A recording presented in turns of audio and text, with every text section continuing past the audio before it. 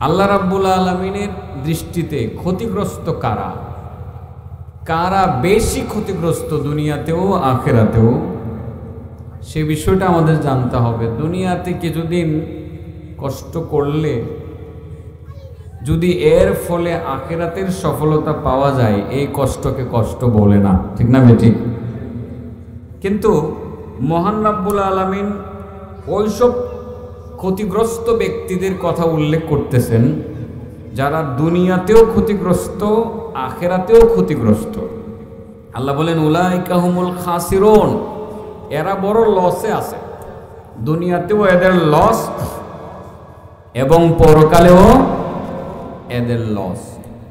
কোরআনে আল্লাহ রাব্বুল আলামিন সূরা আসরের মধ্যে বলছেন ওয়াল আসরি ইন্নাল ইনসানা লাফি খুসর, শপথ সময়ের, কালের, পৃথিবীর সমস্ত মানুষ তারা ক্ষতিগ্রস্তের মধ্যে আছে, তারা লসের মধ্যে আছে।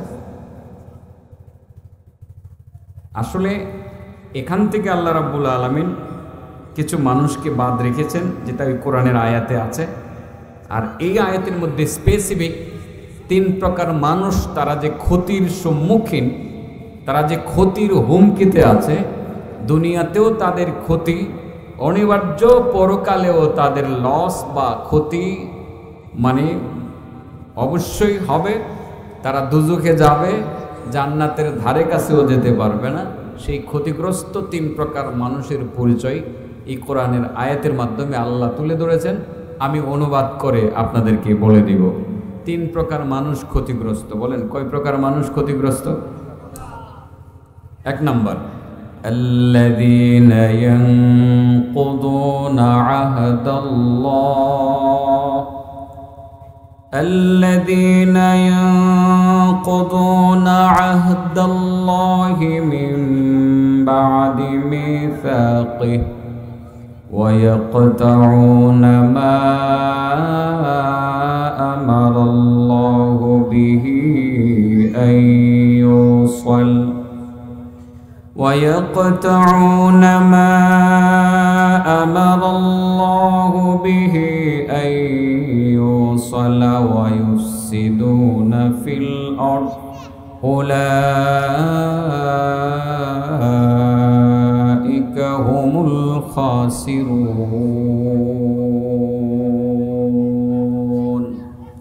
1 নম্বর, আল্লাযীনা ইয়ানকুদুনা আহদাল্লাহি মিন বা'দি মিসাকিহি। 1 নম্বর, যারা আল্লাহর সাথে দেওয়া ওয়াদা ভঙ্গ করে। কি ভঙ্গ করে? বিষয়টা খুব গুরুত্বপূর্ণ বাবা, মনোযোগ দিয়ে শুনবেন। আপনি ক্ষতির মধ্যে আছেন না লাভের মধ্যে আছেন আজকেই বুঝতে পারবেন। 1 নাম্বার, যারা আল্লাহর সাথে দেওয়া ওয়াদা ভঙ্গ করে। আমি এটার আরেকটা ব্যাখ্যা করি, যারা আল্লাহর ওয়াদা ভঙ্গ করে। ওয়াদা ভঙ্গ করা বিষয়টা তো স্বাভাবিক, আমাদের জন্য তো পান্তা ভাতের মতো। বলছিলাম করব না, ওয়াদা দিছিলাম আগামীকাল তোমার টাকাটা দিয়ে দেব না, মনে চাই নাই দেব না। ওয়াদা দিছিলাম আগামীকাল তোমার বাড়িতে যাব না, মনে চাই নাই যাব না। আমাদের জন্য ওয়াদা ভঙ্গ করা তো মামুলি ব্যাপার, ঠিক না বেঠিক? এখানে 2টা ওয়াদার কথা আমি বলছি। 1 নম্বরে আল্লাহর সাথে দেওয়া ওয়াদা, আল্লাহর সাথে করা ওয়াদা। আপনারা আল্লাহর সাথে কোন ওয়াদা করছিলেন রুহের জগতে? এই যে আমার চাচা মিয়া বলছে, রুহের জগতে কিন্তু একটা ওয়াদা করছিলেন। আল্লাহ বলছিলেন আলাস্তু বিরাব্বিকুম, ও দুনিয়ার মানুষ, ও রুহের জগতের মানুষ, যাদের রূহ আমি পয়দা করেছি, আমি কি তোমাদের রব নই? আমরা সেদিন বলছিলাম আল্লাহ নিশ্চয়ই তুমি আমাদের রব, তুমি আমাদের পালন কর্তা, তুমি আমাদের লালন কর্তা, তুমি আমাদের সুখের মালিক, তুমি আমাদের দুঃখের মালিক। এটা আমরা বিশ্বাস করি, মানি। আল্লাহর সাথে ওয়াদা করছিলাম যে আল্লাহ তুমি আমার লালন কর্তা, পালন কর্তা, তুমি আমারে খাওয়াও, তুমি আমারে পড়াও, তুমি রিজিকের মালিক, তুমি সুখ শান্তির মালিক, তুমি হায়াতের মালিক, তুমি মরণের মালিক, তুমি সব কিছুর মালিক। এই স্বীকারোক্তিটা ওখানে দিয়ে আসছিলাম কিনা? যে আল্লাহরে মানবো, বলছিলাম না যে রিজিক দাতা হিসাবে তোমাকেই মানবো, সুস্থতার মালিক তোমাকেই মানবো, লালন কর্তা পালন কর্তা হিসাবে তোমাকেই মানবো। আমরা ওয়াদা করছিলাম, কিন্তু এখন কি আমার আল্লাহকে আমরা রিজিকের মালিক মানি? মুখে মুখে কি? মুখে মুখে মানি, অন্তরে মানি না। আমরা অন্তরে চিন্তা করি, আরে আল্লাহ রিজিকের মালিক আবার কেমনে? আমি ক্ষেত না করলে কি খেতে ধান হবে? আমি চাকরি না করলে কি পয়সা পাবো? দোকানদারি না করলে কি ব্যবসায় লাভ হবে? এই যে একটা বিশ্বাস, এই বিশ্বাসটার কারণে কিন্তু আপনি বেঈমান হয়ে গেলেন। আল্লাহর সাথে দেওয়া ওয়াদা আপনি ঠিক রাখতে পারেন নাই। যদি এই ওয়াদাটা ঠিক রাখতে না পারেন, তাহলে মনে রাখবেন আপনি ক্ষতির মধ্যে ইতিমধ্যে পড়ে গেলেন। আপনি ক্ষতিগ্রস্ত, এই দুনিয়াতেও আপনি ক্ষতিগ্রস্ত, পরকালেও আপনি ক্ষতিগ্রস্ত। বলেন আমাদের রবকে? এটা মানতে হবে, জানতে হবে আর মানতে হবে। আল্লাহ বলেন, ইন্নাল্লাযীনা ক্বালু রাব্বুনাল্লাহ, ইন্নাল্লাযীনা ক্বালু রাব্বুনাল্লাহু সুম্মা ইসতাকামু তাতানাজ্জালু আলাইহিমুল মালাঈকা ألا تخافوا ولا تحزنوا وأبشروا بالجنة التي كنتم توعدون نحن أولياؤكم في الحياة الدنيا وفي الآخرة ولكم فيها ما تشتهي أنفسكم ولكم فيها ما تدعون نزلا من غفور رحيم। মহান আল্লাহ তাআলা বলেন, নিশ্চয় যারা এই কথা বলবে আমাদের রব হলো আল্লাহ, যারা আল্লাহকে রব মানবে, সুম্মাস্তাকামু, এই কথার উপরে অটল থাকবে, আল্লাহ আমার রব, আল্লাহ আমার সব, আল্লাহ আমার সুস্থতার মালিক, আল্লাহ আমার অসুস্থতার মালিক, আল্লাহ আমার রিজিকের মালিক, আল্লাহ আমার হায়াতের মালিক। যারা রব মেনে আল্লাহর হুকুম মানতে হবে, আল্লাহকে সিজদা করা লাগবে, আর কাউকে সিজদা করা যাবে না, এই বিশ্বাসটুকু যারা অন্তরে রাখবে এবং সেখানে তারা অটল থাকবে, আল্লাহর নির্দেশগুলো পালন করবে, আল্লাহ রাব্বুল আলামিন বলেন, পুরস্কার হিসাবে আমি ঘোষণা করলাম, তাতানাজ্জালু আলাইহিমুল মালাইকা, তাদের কাছে আমার ফেরেশতারা এসে হাজির হবে, হাজির হয়ে বলতে থাকবে, আল্লা তাখাফু ওয়ালা তাহজানু, ও আমার বান্দা বান্দিরা, তোমরা ভয় পেও না, তোমরা পেরেশান হইও না, ও আবশিরু বিল জান্নাহ, তোমরা জান্নাতের সুসংবাদ গ্রহণ করো, যে জান্নাতের ওয়াদা তোমাদের সাথে করা হয়েছে। দুনিয়াতে আমরা তোমাদের বন্ধু হয়ে থাকব, পরকালেও তোমাদের বন্ধু হয়ে থাকব। দুনিয়াতেও আমরাই তোমাদের বন্ধু হব, পরকালে আমরা তোমাদের বন্ধু হব, পরকালেও আমরা তোমাদের বন্ধু হব। এই কথা ফেরেশতারা বলবে। কে বলবে? ফেরেশতারা বলবে। আল্লাহকে রব মানলে, তাহলে আল্লাহর সাথে একটা ওয়াদা করে আসছিলাম যে আল্লাহ তোমাকে রব মানবো। যারা এই ওয়াদা বরখেলাফি করবে, আল্লাহকে রব মানবে না, রিজিকের মালিক মানবে না, সুস্থতা অসুস্থতার মালিক মানবে না, আল্লাহ নিজে বলেন তারা তিন প্রকারের। এক নাম্বার লোক, প্রথম প্রকারের লোক তারা, তিনটা প্রকারের প্রথম প্রকারের লোক তারা যারা দুনিয়াতেও ক্ষতিগ্রস্ত হবে, পরকালেও ক্ষতিগ্রস্ত। এটা হলো আল্লাহর সাথে দেওয়া ওয়াদা। আরেকটা হলো আল্লাহর ওয়াদা, মানুষ মানুষের সাথে যে ওয়াদা করে, এটাও আল্লাহর ওয়াদা। কার ওয়াদা? আল্লাহর নির্দেশিত ওয়াদা। তাহলে বোঝা গেল, যেসব মানুষ এক মুসলমান আরেক মুসলমানের সাথে ওয়াদা করে, যেসব মুসলমান ওয়াদা করার পরে ওয়াদার বরখেলাফি করে, তারাও আল্লাহর ওয়াদা ভঙ্গ করলো, তারাও ক্ষতিগ্রস্ত দুনিয়াতে, তারাও ক্ষতিগ্রস্ত আখিরাতে। নাউজুবিল্লাহ। এই রূপটা আমাদের মধ্যে আসেনিও। হ্যাঁ, বাজার থেকে বাকি নিয়ে আসছিলেন 500 টাকা, ভাই আগামীকাল সকালে দিলাম, 6 মাসও খবর নাই, 6 মাসও কি নাই খবর নাই। আপনি আল্লাহর ওয়াদা ভঙ্গ করলেন, আল্লাহ যে ওয়াদা বাস্তবায়ন করার নির্দেশ দিয়েছেন সেই ওয়াদাটা ভঙ্গ করলেন, আপনি ক্ষতিগ্রস্ত ইতিমধ্যে হয়ে গেলেন। আপনি বাকি না দিলেন না, ওয়াদা দিয়ে ওয়াদা ভঙ্গ করলেন, আপনার ক্ষতি শুরু হয়ে গেল, আপনার কেউ দাম দিত না। 2-4-5 দিন পরেই মানুষ বলবে আস্তে একটা বাটফার, কথা দিয়া কথা রাখে না, ঠিক না বেটি? আপনার লস ক্ষতি শুরু হয়েছে, হয়েছে কি এখান থেকেই হয়েছে।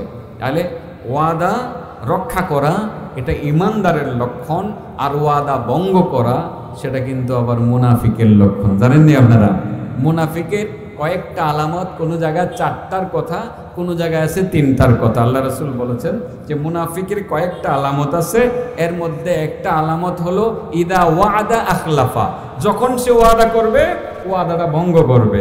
ওয়াদা ভঙ্গ করা মানেই হলো মুনাফিকের 3টা আলামতের একটা আলামত আপনার ভিতরে ঢুকাইয়ে দেওয়া। নাউজুবিল্লাহ বলেন।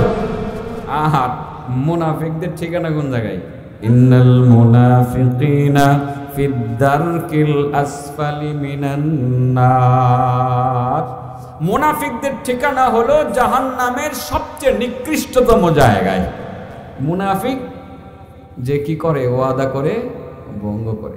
তাছাড়াও মুনাফিকের আরো কিছু পরিচয় আছে, আমি পরিচয়টা 7-8 বছর আগে একবার দিছিলাম আপনাদের কৃষ্ণপুরে একটা মাহফিলে। এই পরিচয়টা কি আবার দিতাম? এটা এখন দেওয়া দরকার, এই জন্য একটু দিয়েই ফেলি। আচ্ছা বলেন, কয় প্রকার মানুষ ক্ষতিগ্রস্ত? 1 নম্বর সোজা কথা, যে ওয়াদা ভঙ্গ করে। মনে থাকবে তো? আর 2টা আছে, দেখবেন প্রত্যেকটা গায়ে একটু একটু হিট লাগবে, আর আমি তো হিট লাগাই এই কথা কই, ঠিক আছে না? যাতে মানুষ আমল করে, একটু হিট লাগবে। মুনাফিকদের আরেকটা পরিচয় আমি দিয়েছিলাম, মুখে একটা অন্তরে আরেকটা, ঠিক আছে না? ঠিক আছে না? এটা আর একটা পরিচয় আমি শর্টকাট বোঝানোর জন্য বলছিলাম, যার কাছে সব ঠিক তার নাম মুনাফিক। বুঝছেন নি? এটা যার কাছে সব ঠিক তার নাম মুনাফিক। এটা কি ভুলে গেছো তোমরা? না আগে বলছিলাম যেমন আছে। এটা কেমন একটু বোঝায় বলি, এটা গল্পের মতো, এটা ওয়াজের বিষয় মানে ভিতরে এইভাবে বলা উচিত না, তারপরে বোঝানোর জন্য বলি। মামা বাইগনা, আপনাদের এলাকাতে মামু বাইগনা কয় না মামা বাইগনা কয়? মামু বাইগনা। আসলে মামু কথাটা কোনো মহব্বতের কথা আর কি, শুদ্ধ ভাষা হলো মামা, কিন্তু ছোটবেলায় আমরা মামু মামুই বলছি, ঠিক আছে না? তো বাইগনা মামারে কয় মামা। ও কিরে বাইগনা? আমি তো বাজারে গেছিলাম। তো বাজারে যাইতি না? বড় কি অলস বসে থাকবে নাকি? মাঝে মধ্যে বাজারে যাবি, তার মানে বাজারে যাওয়াটা ঠিক। বাজারে যাওয়াটা কি? মামু খালি হাতে গেছি না, গাছের একটা লাউ ফাইরা লয়ে গেছিলাম। কহ বেটা, বাজারে যাবি খালি হাতে যাবি কেরে? একটা লাউ লয়ে গেছিলে তো লাউ লয়ে যাবি, এটাই তো ভালো, ঠিক না? এটা ঠিক বুঝছেন কিন্তু ভালোভাবে। এই আজান কয়টায়? আচ্ছা আচ্ছা, তাহলে সময় আছে, আমার সমস্যা নাই। দেখবেন এর ভিতরে আমি সব বুঝে এলাম। কয় প্রকার মানুষ ক্ষতিগ্রস্ত বলেন? এটা মনে রাখেন কিন্তু ভুলে যাবেন না। 1 নম্বর যে কি ভঙ্গ করে? ওয়াদা ভঙ্গ করে। এটা মুনাফিকের আলামত। আবার মুনাফিক বোঝানোর জন্য আরেক জায়গায় গেছিলাম, যার কাছে সব ঠিক তার নাম মুনাফিক। তো মামা বাইকদারে কো বাইক না, বাজারে খালি হাতে গেছোস না? ভালো হয়েছে। ও মামা বাপজি লাউটা বেচালামু, দর দাম মানুষ করতেছে, মানুষে জিগাই বেচবেন নি, আমি কই বেচমু, তো আমি দাম চাইছি 10 টাকা। কহ গাছের লাউ একেবারে পিওর লাউ, 10 টাকা দাম চাইছোস, খারাপ করছোস না ভালোই করছোস, লাউ এটা 10 টাকা দাম তো হইতেই পারে। এটাও ঠিক, বাজারে যাওয়াটাও ঠিক, লাউ লিয়ে যাওয়াটাও ঠিক, এরপরে 10 টাকা যে দাম চাইছে এটাও ঠিক। মামা মানুষের দাম মূলায় কম, ও হরে বেটা গাছের লাউ দাম কি আর মানুষ বেশি কইব, তার মানে এটাও ঠিক। মামা পুলিশে একজন লাউটার দাম মূলাইলো 5 টাকা, 5 টাকা কইতো না বেটা, গাছের লাউ আর কয় টাকা হইব, তার মানে এটাও ঠিক। মামা লাউ আমি দিছি না, তোর লাউ তুই দিতি না, এটা তোর ব্যাপার, এটাও ঠিক। এটাও কি? মামা ওরে পুলিশে না এই লাউডা আমার কাছ থেকে জোর করে নিতে গেছাইলো, নিত না বেটা, এত দাম চাস তুই, তো নিত না কি করবো, পুলিশ বুঝোস না, মানে হেটাও ঠিক। মামা পুলিশে যখন জোর করে নিত গেছাইলো, পরে মারলাম আর কি কানপুটি বরাবর একটা থাপ্পড়। হয় বেটা থাপ্পড় দিতে না তুই, বেটা তোর লাউ জোর করে নিব গা, তুই থাপ্পড় দিতে না, মানে হেটাও ঠিক। মামা পরে পুলিশে তো আমারে ধরে লেলো, দূরে লয়ে গেল গা থানায়। তো বেটা থানায় নিত না, তোরে পুলিশের তুই থাপ্পড় দিছস, তোর কত বড় সাহস, তোরে থানায় নিত না কি তোরে মসজিদে নিব? তার মানে থানায় নেওয়াটাও ঠিক। কি বুঝলেন? পরে মামা পরে কি হয়েছে জানেন? কি আমি কয়দিন পরে সুটটাই করছি। বেটা বুঝতে হইব না বাইক নেটা কার। কি বুঝলেন? এনে কোনোটা কি অঠিক আছে না সব ঠিক? হ্যাঁ, শুরু থেকে যা বলা হয়েছে, থাপ্পড় দিছে খাইছে হেডেও ঠিক, পুলিশের দিত না হেডেও ঠিক, জেলে গেছে হেডেও ঠিক, সুটটা এসে পড়ছে হেডেও ঠিক, বাজারে গেছে হেডেও ঠিক। তার মানে হের কাছে সব ঠিক। আমি বলি এটা বোঝানোর জন্য, এমন কিছু মানুষ আমাদের সমাজে আছে এর কাছে সব ঠিক। চুরি করছেন হেডেও ঠিক, করছেন না হেডেও ঠিক, ডাকাতি করছেন হেডেও ঠিক, মানুষের উপকার করছেন হেডেও ঠিক, মসজিদে গেছে নামাজ পড়তে হেডেও ঠিক, মসজিদও ঠিক, মন্দিরও ঠিক, গান বাজনাও ঠিক, বুঝেন না, মাজারও ঠিক, নাচানাচিও ঠিক, মানে এরপরে আছে না গাঞ্জা খাওয়া হেডেও ঠিক, সিদ্ধি খাওয়া হেডেও ঠিক, 7 আপ খাওয়া হেডেও ঠিক। তার মানে এর কাছে সব ঠিক। মসজিদে গিয়ে মজার মজার কথা, ধর্মের কথা, কত সুন্দর ইসলামের কথা, আবার মন্দিরে গিয়া তো মা কালীর আশীর্বাদে এবার দান ফসল দেশে ভালো হয়েছে এটাও ঠিক। আবার মাজারে গিয়ে গান বাজনা করে পীর ফকির, পীর ফকিরদের এই মানে ওসিলাই দেশে ইসলাম আসছে, ল্যাংটা ফকিরদের ওসিলাই, এটাও ঠিক। কথা বলছেন না? মানে যেখানে যায় গানে গেলে গান ঠিক, এরপরে মাজারে গেলে মাজার ঠিক, এরপরে আপনার হইলো যে মন্দিরে গেলে মন্দির ঠিক, মসজিদে গেলে মসজিদ ঠিক। হ্যার নাম মুনাফিক। কিছু মুসলমান ইদানিং নামাজি মুসলমান দেখবেন মন্দিরে যাবো, কই যাইব? মন্দিরে গিয়া নিরাপত্তা দেওয়া এক কথা, আর মন্দিরে গিয়া তাদের পূজায় সাহায্য করা আরেক কথা। মুসলমান হিসাবে আমাদের দেশে যেসব হিন্দুরা আছে, হিন্দুদের নিরাপত্তা দেওয়া, যেহেতু আমাদের দেশে তারা সংখ্যা লঘু হিসাবে আমরা বলি, তারা যেহেতু সংখ্যায় কম, তাদের এজ এ ম্যান মানুষ হিসাবে তাদেরকে নিরাপত্তা দেওয়া, এটা আমাদের জন্য বৈধ আছে। এটা আমরা মানুষ হিসাবে তাদের উপকারে কল্যাণটা করতে পারি।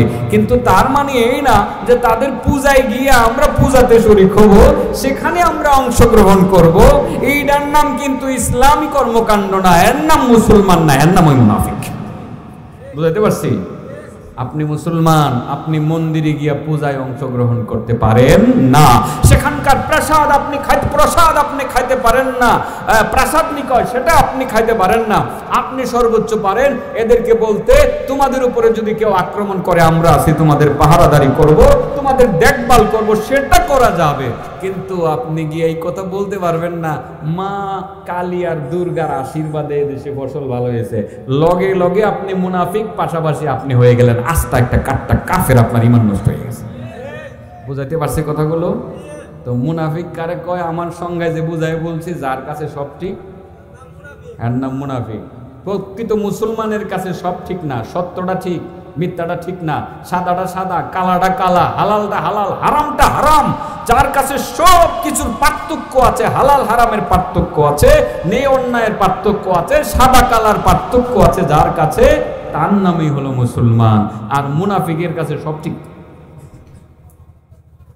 মুখে কয়েকটা, কাজে করে আরেকটা। এই দলে গিয়া করি তোমার লগে আছে, মসজিদে আইসা কি সুন্দর বয়ান করে, দিয়ে গেলাম 1 লাখ। আবার গেছে পূজাত মন্দিরে, হ্যাঁ ও দিছে 1 লাখ, হেন গিয়া আরে আমরা বুঝেন না, আমরা আপনাকে লগেই আছি। আমার আল্লাহ মুনাফিকদের পরিচয় ভালোভাবেই দিছে। وَإِذَا لَقُوا الَّذِينَ آمَنُوا قَالُوا آمَنَّا وَإِذَا خَلَوْا إِلَى شَيَاطِينِهِمْ قَالُوا إِنَّا مَعَكُمْ إِنَّمَا نَحْنُ مُسْتَهْزِئُونَ।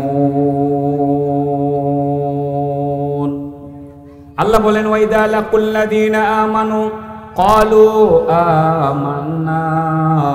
ওই মুনাফিকের দল তারা যখন মুমিনদের কাছে যায়, সেখানে গিয়ে বলে আমরা ঈমান এনেছি।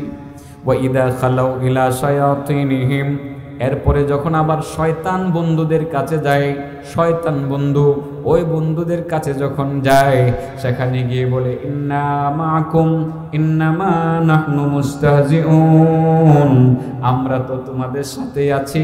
আর ওই যে মুমিন মুসলমানের কাছে গিয়ে বলছিলাম, তাদের সাথে কথা বলছিলাম, মূলত আমরা তাদের সাথে ঠাট্টা করেছি। নাউজুবিল্লাহ বলেন।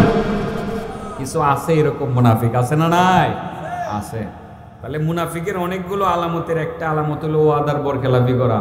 এরকম লোক আমাদের সমাজে আসেনিও, ওয়াদা কইরা ভঙ্গ করে ফেলে, কোনো কারণে যদি আবার দেখা হয়ে যায় তখন মিথ্যা কথা বলে। মিথ্যা কথা বলা মুনাফিকের আরেকটা আলামত। বুঝাইতে পারছি কথা? মূল আলোচনায় চলে যাই। আলোচনা তো এমনি লম্বা হয়ে যাইতেছে, কারণ আজানের সময় তো আমার শেষ করা লাগবে না? বলেন বলেন দেখি, কয় শ্রেণীর মানুষ খুব বেশি ক্ষতিগ্রস্ত? এক নম্বর, যে ওয়াদার ভঙ্গ করে, ওয়াদার বরখেলাপি করে। আমরা ওয়াদার বরখেলাপি করব? মনে রাখবেন, আপনি ওয়াদা বরখেলাপি করবেন, আপনার মধ্যে মুনাফিকের আলামত ঢুকে গেল। মুনাফিকের আলামত যার ভিতরে ঢুকে, তার বেহেশতে যাওয়ার সম্ভাবনা নাই, দুজকে যাওয়ার আশঙ্কাই বেশি। ঠিক না বেঠিক? অতএব আজ থেকে আমরা ওয়াদার বিষয়টা খুব বেশি গুরুত্ব দেব। কারোর সাথে যদি কোনো কথা বলি যে ভাই আগামীকাল তোমাকে 500 টাকা আমি দিয়ে দিব, 500 টাকা যদি ব্যবস্থা নাও করতে পারি, অন্ততপক্ষে তার কাছে যাব, তার কাছে গিয়ে বলবো ভাই আমি কথা দিছিলাম তোমাকে 500 টাকা দেব, ভাই একটা বড় অসুবিধার কারণে 500 টাকা দেওয়ার তৌফিক আজকে আমার নাই, ভাই তুমি যদি আমাকে একদিনের সময় দিতা বা 2 দিনের সময় দিতা তাহলে উপকৃত হতাম। এইভাবে আপনার কথা বলে ম্যানেজ করে আসতে হবে। সাবধান, ওয়াদা ভঙ্গ করা যাবে না। আমার নবী এই বিষয়ে মারাত্মক মারাত্মক মারাত্মক বলবো না, মারাত্মক তো বলে না, মানে শক্ত বোঝানোর জন্য এই বিষয়ে আল্লাহ রাসূল সাল্লাল্লাহু আলাইহি সাল্লাম অত্যন্ত শক্ত ছিলেন, মজবুত ছিলেন। নবী করিম সাল্লাল্লাহু আলাইহি সাল্লামের জীবদ্দশায় ওয়াদা ভঙ্গ করেন নাই কোনো সময়। আর মুসলমানদেরকে শিক্ষাটা দিয়ে গেছেন, তোমরা কিন্তু কোনোদিন ওয়াদা ভঙ্গ করবা। কয় প্রকার মানুষ ক্ষতিগ্রস্ত? এক নম্বর যে কি করে, হ্যাঁ 2 নম্বরটা কইতাম, ঝগড়া লাগবেন না? তেমন লাগে। ওয়ায়াকতাউনা মা আমারাল্লাহু বিহি আইয়ুসাল। 2 নম্বর হলো আল্লাহ যেখানে যাদের মধ্যে জোড়া লাগাইতে বলছে তারা জোড়া না লাগায়া জোড়া কাটটা দেয়, তাদের প্রতি আল্লাহর রাগ গুসা আছে। আল্লাহ বলেন তারা ক্ষতিগ্রস্ত। যারা জোড়া কাটটা দেয়, এটা মানে কেউ যারা আত্মীয়তার সম্পর্ক ছিন্ন করে। আল্লাহ বলছে আত্মীয়তার সম্পর্ক লাগায় রাখো। যারা লাগায় না রাখা সম্পর্ক ছিন্ন করে, আল্লাহ বলেন তারা ক্ষতিগ্রস্ত। এইরকম লোক আছে আপনাদের এলাকায়? হ্যাঁ, আমার ওয়াজ মনে হইতো না, আমি এই ধরনের ওয়াজই করবো মরণ পর্যন্ত। এরকম একটা আয়াত বলবো, এখানে আল্লাহ কি বুঝাইতে চাইতেছে হেডেই বোঝানোর চেষ্টা করবো। এর চেয়ে বালা ওয়াজ আমি করতে পারতাম না। কষ্ট লাগবে অনেকে, যে এত কষ্ট করে মাহফিলের আয়োজন করলাম, আসার পরে খালি আত্মীয়তার সম্পর্ক ছিন্ন করলে কি হইব এডি কয়, 2 একটা কিচ্ছা কইল না, কাহিনী কইল না, কান্দাইল না, হাসাইল না, বাবা আমি এটা পারতাম না। ঠিক আছে না? আপনি সোজা হয়ে যান, আত্মীয়তার সম্পর্ক ছিন্ন না করে আপনি জোড়া লাগান। আত্মীয়তার সম্পর্ক ছিন্ন করলে আপনি ক্ষতিগ্রস্ত। কেমনে? আল্লাহ রাসূল নিজেই বলেন লা ইয়াদখুলুল জান্নাতা কাতি', যারা আত্মীয়তার সম্পর্ক ছিন্ন করবে তারা বেহেশতে যেতে পারবে না। আপনি নামাজ পড়েন, 5 ওয়াক্তের নামাজ আপনার ঠিক আছে, পুরা একটা মাস আপনি রোজা রাখেন, আপনি হজ করেছেন 7 বার, জাকাত দেন, আপনি প্রতি বছর 10 লাখ টাকা করে আপনি জাকাত দেন, আরো কত কাজ করেন, আপনি মসজিদ বানাইছেন 5টা, মাদ্রাসা বানাইছেন আপনি 11টা, কিন্তু ওই যে আপনার কাছে আপনার বাবা মারা যাওয়ার পর আপনারা 2 ভাই 5 বোন, ওই 5টা বোনের সম্পত্তি ছিল আপনার কাছে 5 কোটি, আপনার 2 ভাই মিল্লা বা আপনি একা বোনদের সম্পদগুলো আপনি মানে আত্মসাৎ করে ফেললেন। বোনের সাথে সম্পর্ক রাখবেন দূরের কথা, বোন এলাকাতে আসুক সেটা আপনি চান না, যে হে আইলেই তো আমার বাড়িতে সম্পদ দাবি করবে, বাইকনিরা আসলেই তো ভাইয়েরা বোনদের সাথে সম্পর্ক নষ্ট করে, বাইকনির সাথে সম্পর্ক নষ্ট করে, আপন চাচাতো ভাইয়ের সাথে সম্পর্ক নষ্ট করে, ব্লাড কানেকশন আছে, তাদের সাথে নানান সামান্য অজুহাতে আত্মীয়তার সম্পর্ক ছিন্ন করে। আল্লাহ রাসূল পরিষ্কার বলে দিয়েছেন, লা ইয়াদখুলুল জান্নাতা কাতি', যারা আত্মীয়তার সম্পর্ক ছিন্ন করবে তারা জান্নাতে যেতে পারবে না। পক্ষান্তরে যারা আত্মীয়তার সম্পর্ক ছিন্ন না করে জুরা লাগাবে, তাদের ব্যাপারে আল্লাহ রাসূল কি বলছেন, এটা যদি বুঝেন তাহলে আজকে গিয়েই বোর্ডের একটা ফোন দিতে মনে চাইব, বোন গো তোর মাত্র দুই ঘন্টা জমিন আমি মাইরা দিছিলাম, তুই হয়তো আমারে মাফ করে দে, তা না হয় আগামীকাল মাফ দিয়ে দে, জমিটা তুই এসে লইয়া যায়। এটা যদি বলি তো আপনারা এটাই করবেন মনে হয়, বলতাম বললেই ফেলি। লোকজন তো খালি আইতাছে দেখা যায়, মহিলারা মনে অনেক খুশি না, যা এখন বাবার বাড়ির থেকে সম্পদগুলো লইয়াইতে আর হ্যাঁ ঠিক আছে না, এরা খুশি হোক, যাকে এরা আজকে খুশি হোক, কতক্ষণ পরে আবার হেরারও কিছু বেজার করুন, এরাও কিন্তু কম করে না, কথা বলছেন না, এরাও কম করে না। মানুষ দুটা জিনিস খুব বলিষ্ঠভাবে চায়, অন্তর থেকে চায়, ভালোভাবে খেয়াল করেন। এক নম্বর হলো বেশি দিন বাঁচতে চায়। আচ্ছা আমি কি ঠিক বলছি? লম্বা হায়াত চায়, লম্বা হায়াত চায়। যদি শুধু আমার চাচাও চায় এরকম না, আমিও চাই, ঠিক আছে না? হ্যাঁ, বুড়া মানুষ বয়স হয়ে গেছে 70-80, চাচা 80 হয়েছে, বয়স কি 80 হয়েছে? কাছাকাছি হইতে পারে। এখন যদি জিজ্ঞাসা চাচা কেমন আছেন, বাবার শরীরটা বেশি ভালো না, দোয়া করেন, মানে হেডা আর মুখ খুললে কয় না, দোয়া করেন মানে যাতে আর কয়টা দিন আল্লাহ সুস্থতার সহিত হায়াত দেয়। দেখি চাচার দোষ, হায়াত তো নেক হায়াত তো আমরা চাইতেই পারি, চাইতে পারি না? চাচাই চাবে, আমি চাবো, আপনি চাবেন। তো মানুষের চাহিদার মধ্যে তুঙ্গে দুইটা চাহিদা, একটি হলো মানুষ হায়াতে বরকত চায়, 2 নম্বর হলো মানুষ রিজিকে বরকত চায়। যে কয়টা দিন আল্লাহ বাঁচায় রাখে, এই কয়টা দিন যাতে অন্তত পক্ষে একটু ভালো খাইয়া বইরা যাতে মরতে পারি, আল্লাহ যাতে এই সুযোগটা দেয়। সোজা কথা, হায়াতে বরকত চায় আর রিজিকে বরকত চায়। হায়াতের মালিকও আল্লাহ, রিজিকের মালিকও আল্লাহ। ঠিক কোন কাজটা করলে আল্লাহ হায়াতে বরকত দিয়ে দিবেন, রিজিকেও বরকত দিয়ে দিবেন, এটাই আল্লাহ রাসূল সাল্লাল্লাহু আলাইহি সাল্লাম এখন বলবেন। এটাই বলছি মূলত, এটা বলার জন্য একটু ঘুরে ঘুরে আসলাম। হায়াতে বরকত, এটা তো খুশির খবর, আজ থেকে একটু বেশি দিন বাঁচবেন। হ্যাঁ, আল্লাহ আপনারা হায়াতে বরকত দিয়ে দিব, ভালো করে ভালো কিছু খেতে পারবেন। যে কয়দিন বাঁচবেন এই কয়দিন আল্লাহ একটু খাওয়া দাওয়া ভালো দিব, এটা সবাই চায়। একটু বাজারে গেলে যাতে একটা ভালো মাছ কিনে আনা যায়, বাজারে গেলে যাতে একটু ভালো গোশত কিনে আনা যায়, নাকি? এগুলো কে দে বলেন, কে দে? হায়াতের মালিক জানি কে, রিজিকের মালিক জানি কে? আল্লাহ। কি করলে আল্লাহ দিবেন? আল্লাহ কি এমনি দিবে নাকি কিছু করতে হবে? তবে প্রথমত বিশ্বাসটা করা লাগবে যে রিজিকের মালিক কে? আল্লাহ। রিজিকের মালিক, ওয়ামা মিন দাব্বাতিন ফিল আরদি ইল্লা আলাল্লাহি রিজকুহা ওয়া ইয়ালামু মুস্তাকাররাহা ওয়া মুস্তাওদাআহা কুল্লুন ফি কিতাবিম মুবিন। আল্লাহ বলেন, পৃথিবীতে এমন কোন প্রাণী নাই, পৃথিবীতে এমন কোন প্রাণী নাই যেই প্রাণী রিজিকের মালিক আমি আল্লাহ নেই নাই। এমন কোন প্রাণী নাই যে প্রাণীর রিজিকের দায়িত্ব আমি আল্লাহ নেই নাই। তার মানে দুনিয়াতে যত প্রাণী আছে সমস্ত প্রাণীরে আমি আল্লাহ খাওয়াই। মানুষকে যেমন খাওয়াই, গরু ছাগলকে আমি আল্লাহ খাওয়াই, সাপ বিচ্ছুকে আমি আল্লাহ খাওয়াই, এমনকি পানির নিচে অবস্থানরত যত প্রাণী আছে, মাছ আছে, অন্য অন্য প্রাণী আছে, সমস্ত প্রাণীকে আমি আল্লাহ খাওয়াই। রিজিকের মালিকে আল্লাহ, হায়াতের মালিক আল্লাহ, রিজিকের মালিক আল্লাহ। রাহমাতুল লিল আলামিন মুহাম্মাদুর রাসূলুল্লাহ সাল্লাল্লাহু আলাইহি ওয়াসাল্লাম বলেন, মান আহাব্বা আইয়াবসুতা লাহু ফি রিজকি ওয়া ইউনসা ফি আসারি ফালিয়াসিল রাহিমা। যে ব্যক্তি চায় তার হায়াতে বরকত হোক, যে ব্যক্তি চায় তার রিজিকের মধ্যে বরকত হোক, যে ব্যক্তি রিজিকে বরকত চায়, হায়াতেও বরকত চায়, সে যেন একটা কাজ করে, ফালিয়াসিল রাহিমা, সেই জন্য আত্মীয়দের সাথে সম্পর্ক রক্ষা কইরা চলে। আত্মীয়দের সম্পর্ক যাতে ছিন্ন না করে, আত্মীয়দের সাথে যাতে সুসম্পর্ক রাখে। যারা মূলত আত্মীয়দের সাথে সুসম্পর্ক রাখবে, আমার নবী বলেছেন, আপনার নবী বলেছেন, আল্লাহর প্রিয় বন্ধু বলেছেন, আল্লাহ তার হায়াতেও বরকত দিয়ে দিবেন, রিজিকেও বরকত দিয়ে দিবে।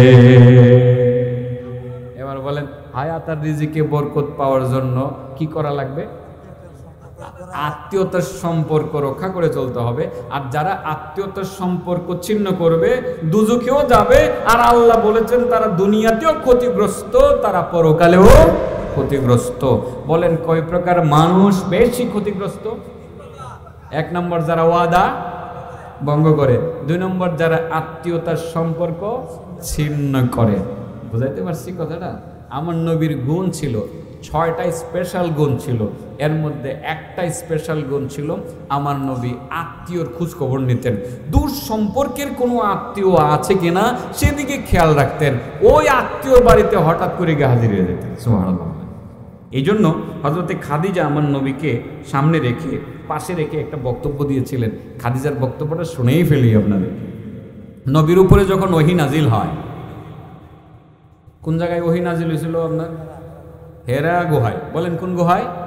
হেরা গুহায়, হেরা পাহাড়, জবালে নূর বলেন না এটাকে, জবালে নূর। জবালে নূরের মধ্যে একটা গুহা আছে, এই গুহাটাকে বলা হয় হেরা গুহা। আমরা বলি গারু হেরা, কি বলি? গারু হেরা।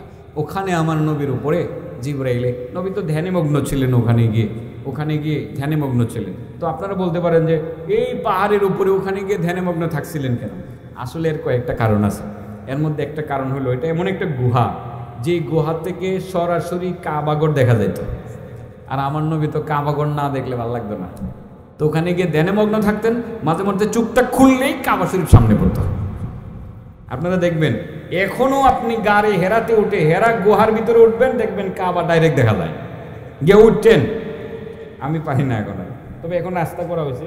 আগে তো বাইরে উঠুন লাগছে, এখন একটু হ্যাঁ একটু রাস্তা করতেছে, এখন একটু সুবিধা করে দিছে, একটু সুবিধা করে দিতেছে। কমপ্লিট হয় না এখনো, 2030-এর ভিতরে 30 মানে একটু কমপ্লিট হয়ে যাবে। তো এই গুহার ভিতরে ঢুকলে আপনি কাবা দেখতে পারবেন। তো আল্লাহ রাসূল সাল্লাল্লাহু আলাইহি ওয়াসাল্লাম সেখানে গেলেন। যাওয়ার পরে জিবরিল আমিন নবী করিম সাল্লাল্লাহু আলাইহি ওয়াসাল্লামের কাছে ওহী নিয়ে আসলেন। আমার নবীর কাছে ওহী নিয়ে এসে বললেন, ইকরা বিসমি রাব্বিকাল্লাযী খালাক, খালাকাল ইনসানা মিন আলাক, ইকরা ওয়া রাব্বুকাল আকরামুল্লাযী আল্লামা বিল কলম, আল্লামাল ইনসানা মা লাম ইয়ালাম। গারে হেরাতে জিবরিল সামনে এসে নবীকে বললেন, ইকরা বিসমি রাব্বিকাল্লাযী খালাক। নবীকে বলছিলেন, ইকরা ইয়া মুহাম্মদ, ইকরা, ও মুহাম্মদ আপনি পড়ুন।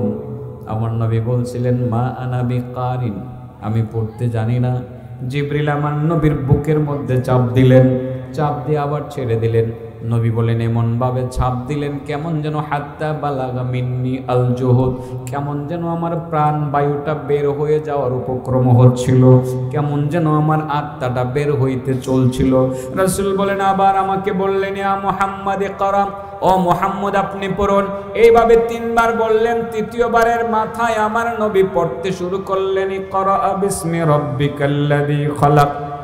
3 বারের মাথায় 3 বার শেষ হওয়ার পর বলতে শুরু করলেন, ইকরা বিসমি রাব্বিকাল্লাযী খালাক, খালাকাল ইনসানা মিন আলাক, ইকরা ওয়া রাব্বুকাল আকরামুল্লাযী আল্লামা বিল কলম, আল্লামাল ইনসানা মা লাম ইয়ালাম। ইকরা বিসমি রাব্বিকাল্লাযী খালাক, আপনার প্রভুর নামে পড়ুন যিনি সৃষ্টি করেছেন আপনাকে, সবাইকে।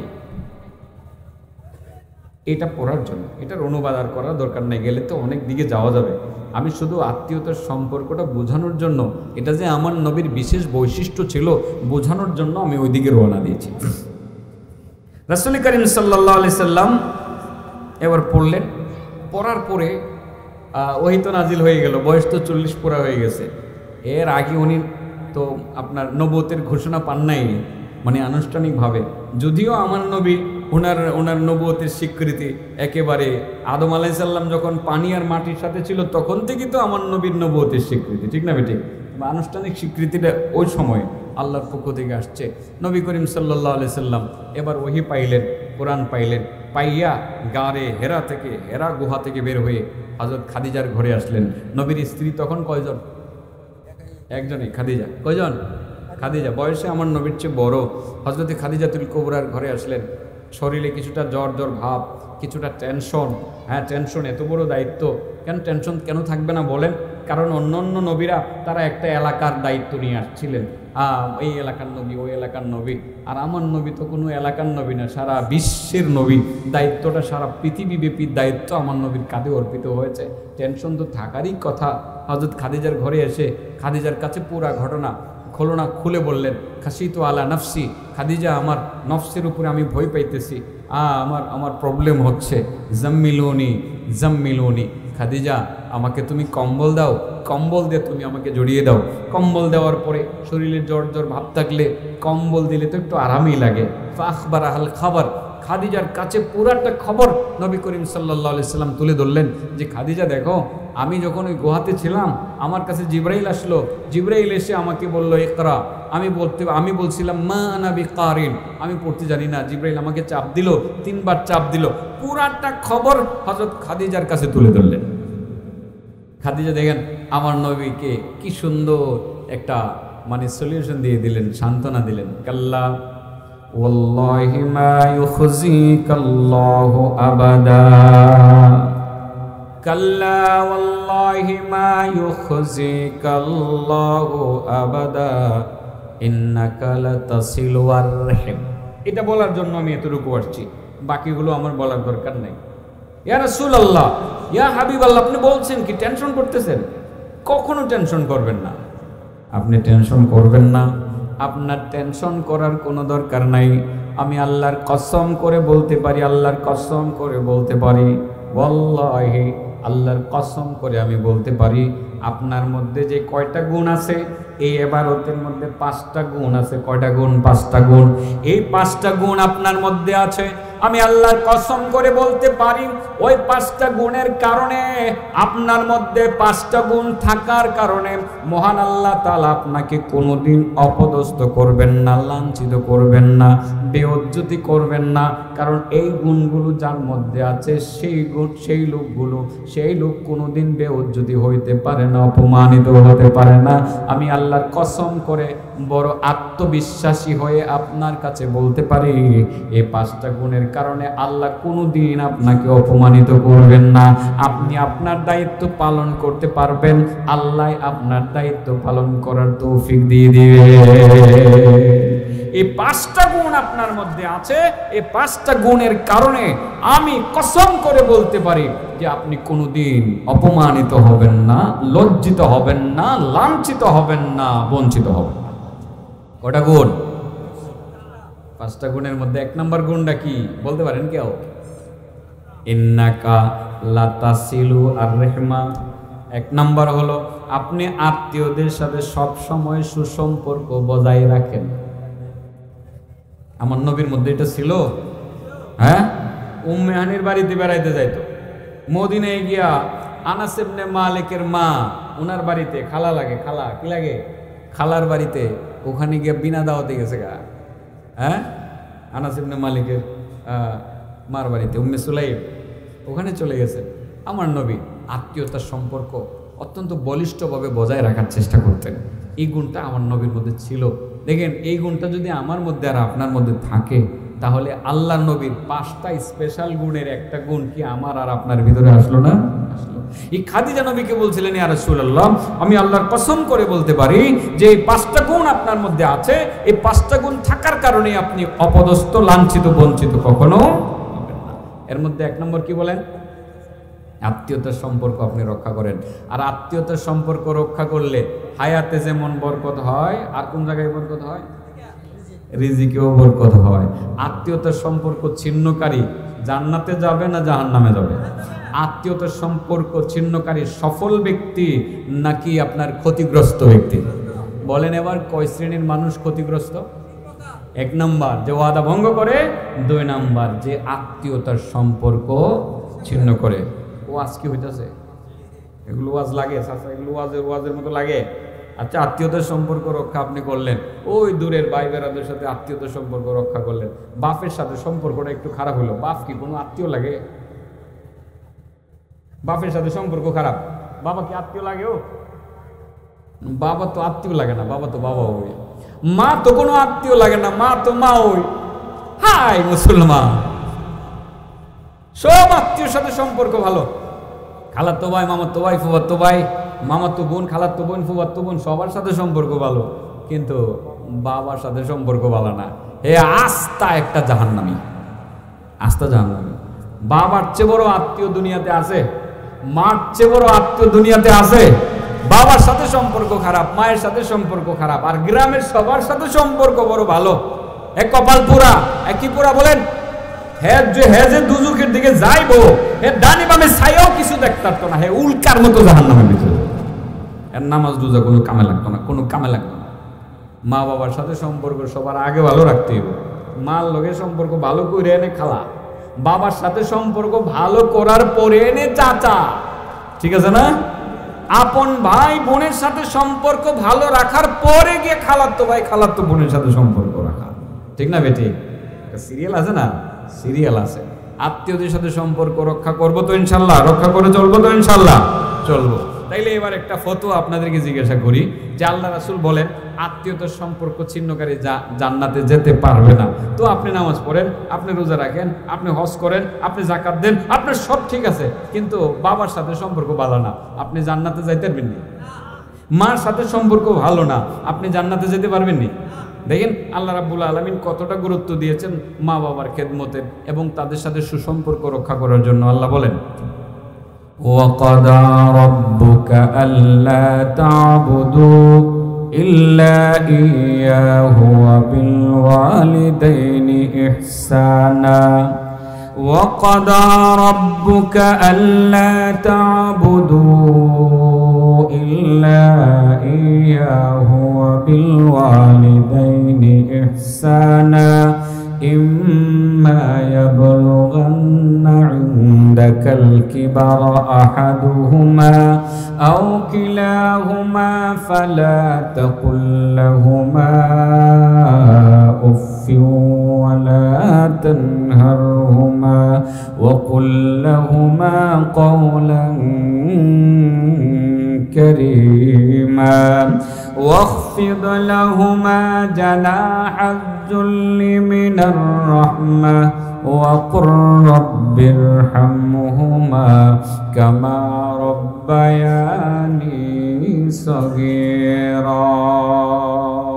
আল্লাহ বলেন, নবী তোমার রব নির্দেশ করেছেন একমাত্র আল্লাহর ইবাদত করা লাগবে, আর কারো ইবাদত করা যাবে না। দুই নাম্বার, আল্লাহর ইবাদতের পরেই ওয়াবিল ওয়ালিদাইনি ইহসানা, মা বাবার সাথে সদ্ব্যবহার সুব্যবহার করা লাগবে, তাদের সাথে ভালো আচরণ করা লাগবে। ইম্মা ইয়াবলুগান্না ইনদাকাল কিবারা আহাদুহুমা আও কিলাহুমা, মা বাবার দুইজনের একজন যদি বার্ধক্যে উপনীত হয়ে যায় অথবা দুজনেই যদি বার্ধক্যে উপনীত হয়ে যায়, তোমরা তাদের সাথে ভালো আচরণ করবে, মিষ্টি আচরণ করবে, তাদের সেবা যত্ন করবে, সেবা যত্ন করে বিরক্তির সুরে উফ শব্দটি পর্যন্ত উচ্চারণ করবে না। সাবধান, তাদেরকে কোনো ধমক দিবে না, বরং তাদের সাথে মিষ্টি মিষ্টি আচরণ করবে। আজান দিবেন, আজান দিবেন, মুয়াজ্জিন সাহেব কেডা? আর 2-3 মিনিট পরে দিলে অসুবিধা, একটু গুছাইলে না, কারণ আজানের পরে আলোচনা করতে পারি না আর কি। হ্যাঁ, আপনারা একটু অনুমতি দিলে আর 2-4টা মিনিট কোথা। আচ্ছা মাশাআল্লাহ, না আমি গুছাইলাম, দেখেন কেমনে যে গুছাইতারি, আল্লাহর রহমতে গুছাইতারি, তো গুছাইতে সময় লাগে না। আচ্ছা বলেন, তাহলে মা বাবার সাথে ভালো আচরণ করা লাগবে, তো ভালো আচরণ করা লাগবে। আর ওইদিকে গেলাম না, হযরত খাদিজা নবী করিম সাল্লাল্লাহু আলাইহি ওয়াসাল্লামকে বলছিলেন, হে রাসূলুল্লাহ, আপনার কোনো ভয়ের কারণ নাই, কোনো চিন্তা করবেন না, আল্লাহ আপনাকে কখনো লজ্জিত অপমানিত করবেন না, কারণ 5টা গুণ আছে আপনার মধ্যে। এর মধ্যে 1 নাম্বার গুণ হলো আপনি আত্মীয়দের সাথে সম্পর্ক বজায় রাখেন। এই গুণটা আমাদের মধ্যে থাকবে তো ইনশাআল্লাহ? থাকবে তো? আজ থেকে সবার আগে বাবার সাথে সম্পর্ক ভালো রাখবো, এরপরে মায়ের সাথে সম্পর্ক ভালো রাখবো, ভাই বোনের সাথে সম্পর্ক ভালো রাখবো, এরপরে আত্মীয় কাছের দূরের সকলের সাথে সম্পর্ক ভালো রাখবো। আর ভালো রাখতে পারলে দুইটা কল্যাণ হবে, 1 নম্বরে হায়াতে বরকত হবে, 2 নম্বরে রিজিকে বরকত হবে। বলেন কয় প্রকার মানুষ ক্ষতিগ্রস্ত? 1 নম্বর যারা কি ভঙ্গ করে, 2 নম্বর যারা আত্মীয়তার সম্পর্ক, 3 নম্বর কইলাইতাম